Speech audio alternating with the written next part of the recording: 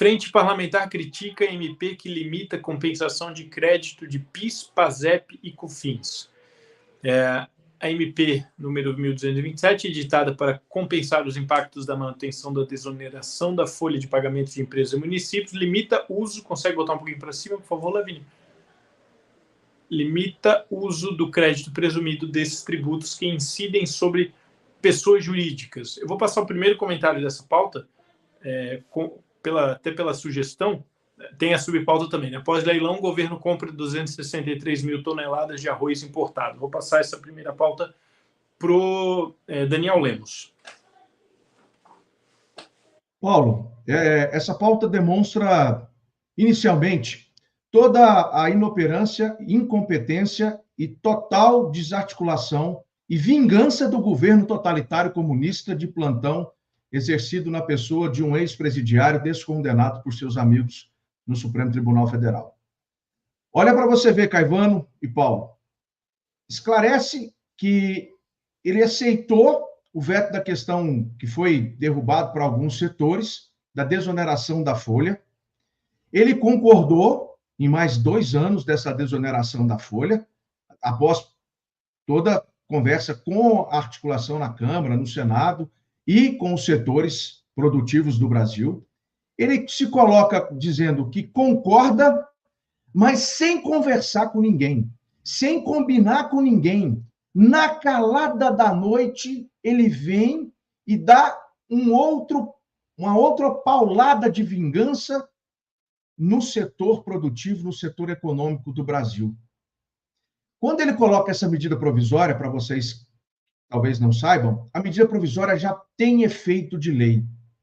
E era para a outra medida provisória que reonerava, era para valer o projeto de lei, a questão do veto, e a medida provisória seria retirada, para que, então, o setor pudesse manter 2 anos para alguns setores que foram acordados inicialmente. Não sei se era de 11 a 15 setores, mais ou menos, ou 17 setores, que poderiam ter acesso a essa desoneração da folha de pagamento. O que nós estamos trazendo no programa F5 dessa manhã é mostrar o modelo comunista de governo. É a vingança contra o povo, contra o pobre, contra o povo gaúcho e agora contra o setor produtivo.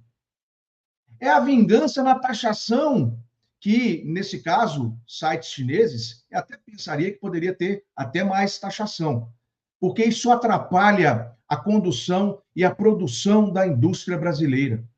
Quando você vem e dá uma canetada na madrugada, a caneta BIC, para quem não lembra, a caneta BIC do deputado do presidente Bolsonaro, né, melhor dizendo, a caneta BIC dele era favoravelmente a coisas boas e a cancelamentos de impostos e a desoneração para que o setor produtivo tivesse menos carga tributária e menos sufoco nos 6 primeiros meses do ano. O que nós vemos agora é que esse governo vai para o caminho, Caivano, Paulo e você da nossa audiência do F5, na vingança. Sabe por que essa vingança? Porque ele teve a derrota na super terça da semana passada. É assim que se trabalha o governo totalitário comunista de plantão que tem um ex-presidiário descondenado na sua cadeira. Não existe ninguém que possa fazer uma articulação política com o Congresso.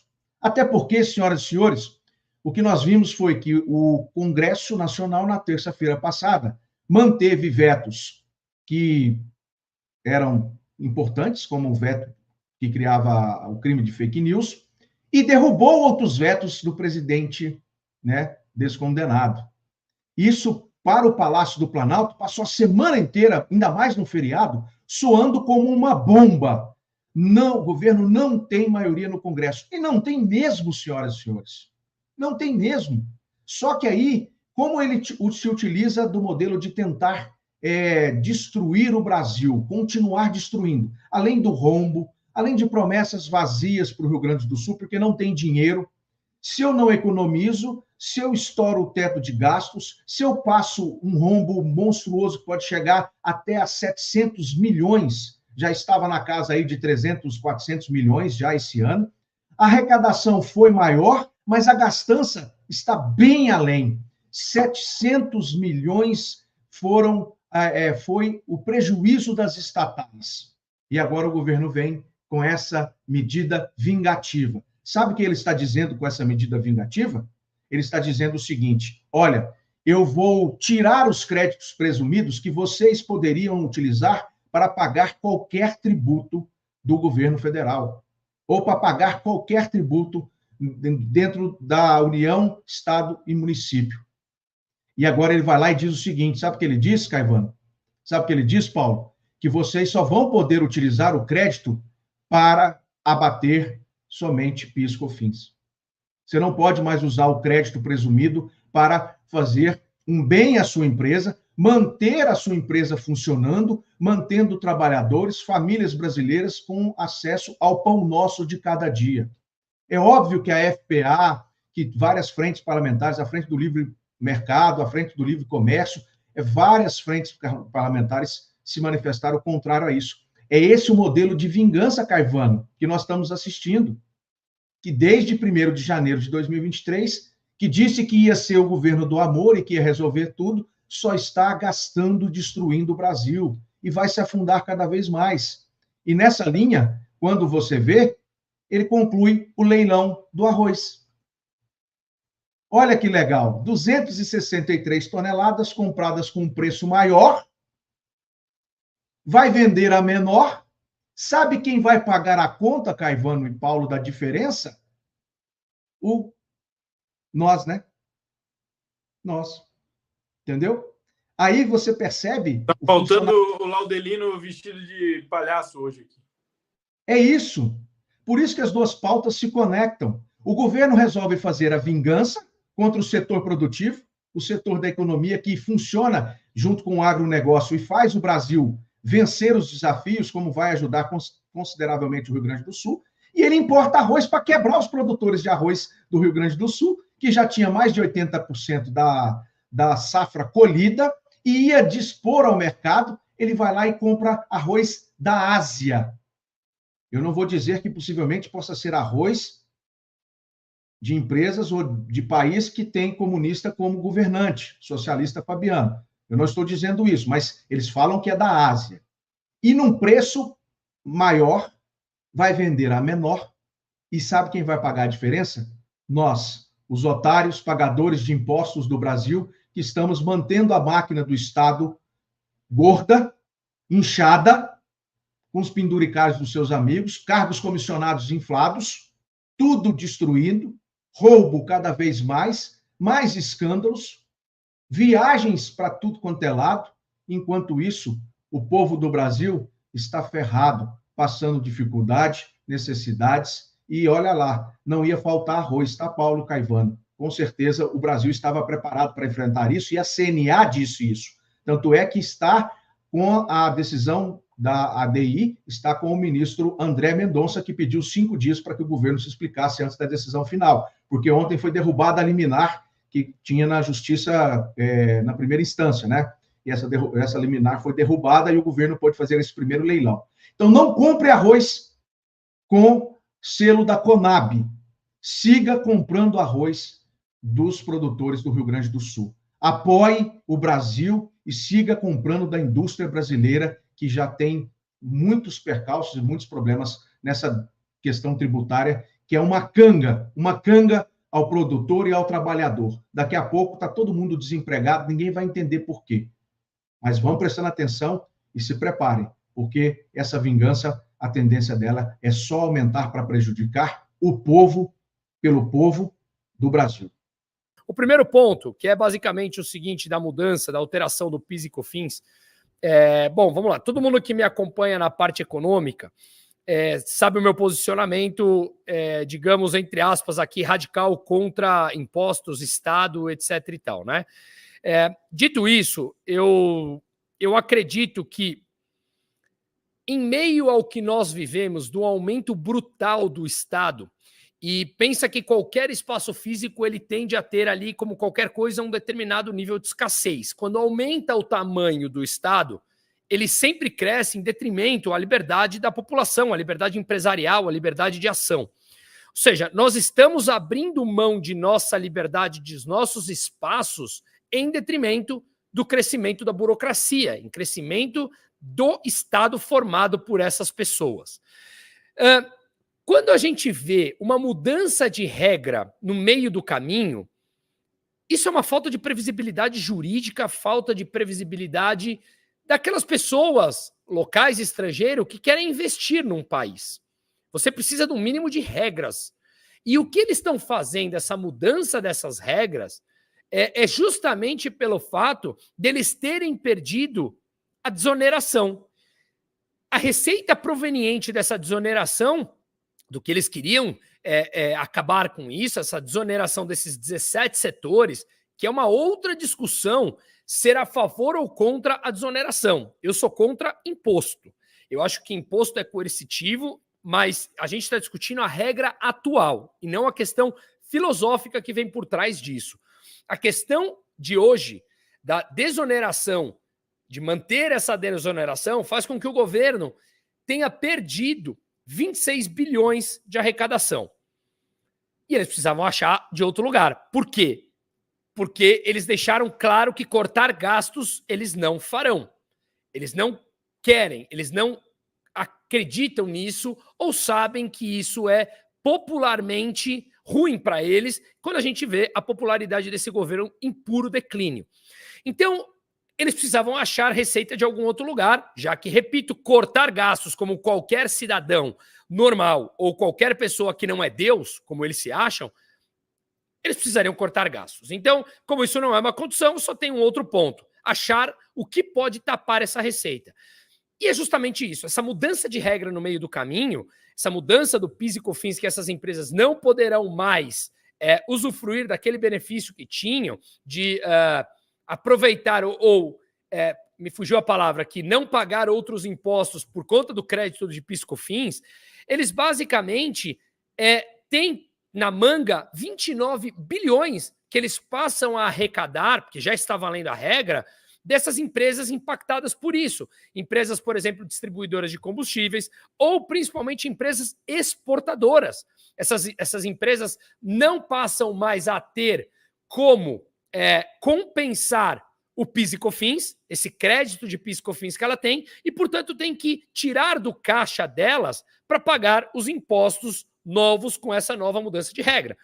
Isso faz com que as empresas que já tinham uma previsibilidade de caixa ou um caixa separado para investimentos ou para obrigações que eles têm a pagar, né, funcionários, aluguéis, o que quer que seja cada uma das empresas, agora eles têm que pagar os impostos, que mudou a regra no meio do caminho. Só que muitas empresas não têm esse caixa para isso, ou vai ter que se endividar, o que pode acabar a sua margem, ou diminuir muito a sua margem, que impacta investimentos, que impacta a contratação. Ou seja, qualquer mudança de regra no meio do jogo, ela é muito ruim sempre na parte de investimentos e na parte de economia. Ainda mais quando é nitidamente uma ação eleitoreira. E isso, obviamente, pode tirar muitas empresas do jogo. Claro, essas empresas mandam embora e, obviamente, eles vão aparecer como salvadores da pátria dos desempregados. E é justamente, faço a segunda menção aqui, a subpauta, que é a importação de arroz, que eu fiz um vídeo hoje de manhã, está lá disponível no meu canal, que é justamente o seguinte: a era Sarney voltou. Para muitos que são novos aqui, que estão nos acompanhando agora ao vivo e não sabem o que aconteceu lá na época do Sarney, joga no Google fiscais do Sarney que vocês vão entender. O governo congelava o preço de produtos nos supermercados e mandava os seus fiscais controlarem os supermercados que estavam vendendo com preço acima daquele estipulado pelo governo. Só que o que acontece nisso? Numa fala muito brilhante lá atrás de Roberto Campos avô, ele falava o seguinte: se nós não entendermos o que é inflação, nós endereçaremos a solução a alguém que não é responsável pelo problema. Quando o governo continua dizendo que a culpa da inflação é dos empresários malvadões, você vai lá e vai querer controlar o preço dos empresários. Só que quando você entende que a inflação ela é um fenômeno puramente monetário, que o dinheiro perde valor, e o dinheiro perde valor porque o governo gasta mais do que arrecada, você entende que o problema da inflação não é o empresário, o problema da inflação é o governo. E se você acha que é o empresário, você vai endereçar uma solução, uma suposta solução para a inflação, errada, porque você está culpando alguém que não tem a culpa sobre isso. O empresário sobe o preço porque subiu ao longo da cadeia produtiva inteira. Então, controlar o preço do arroz é sarneizizar, digamos assim, o Brasil novamente com isso. E aqui tem o gráfico que eu te mandei. O Rio Grande do Sul produz 75% das 10,7 milhões de toneladas de arroz total que o Brasil produz. Está aí. Se você olha o azulzinho, é o arroz. Então, 75% da produção que o Brasil produz vem do Rio Grande do Sul. E o último dado que eu vi, até muda um pouco do que o Daniel falou, mas está por ali, eu vi que 95% do arroz já tinha sido colhido. Portanto, tecnicamente, pelos órgãos técnicos, o Brasil não está nem perto de ter um problema de escassez de arroz. Seja 80% ou seja 95% do que já foi colhido do total. Não tem esse problema. Então, essa medida, primeiro, congelar preço, você acaba com o fundamento básico de economia. Minha filha de 3 anos sabe que isso leva a escassez e alta dos preços. O segundo ponto é uma medida totalmente eleitoreira. Ela vai vender o arroz com a chancela lá e com o adesivinho do governo federal a um preço controlado, e as pessoas, obviamente, numa situação mais complicada, acabam comprando aquele de preço mais baixo. É natural, é uma escolha óbvia da economia. Só que quais as consequências de um preço controlado de arroz, aonde você não precisa hoje fazer isso? Na verdade, você nunca precisa ou deve fazer isso, mas você tem arroz suficiente para isso? Controlar a inflação e falar que o governo está agindo em prol dos pobres, quando, no fundo, quem paga o preço quando congelam preços numa economia, no médio prazo é sempre o mais pobre, porque acaba o dinheiro para sustentar vender abaixo do que você compra, quando esse dinheiro acaba, os preços explodem. E aí, justamente, os pobres pagam mais essa conta. Então, é mais uma ação eleitoreira, populista, intervencionista, que nunca deu certo na história no Brasil ou em qualquer lugar do mundo. E esse bando de energúmeno, me perdoa a palavra, porque eu fico muito revoltado com tudo que está acontecendo no Brasil, é justamente jogar contra os pobres e, como muito bem o Daniel falou, contra os plantadores, os produtores de arroz do Rio Grande do Sul, que agora passam a ter uma oferta maior de arroz, uma vez que não tem escassez, então você tem a oferta condizente com a demanda.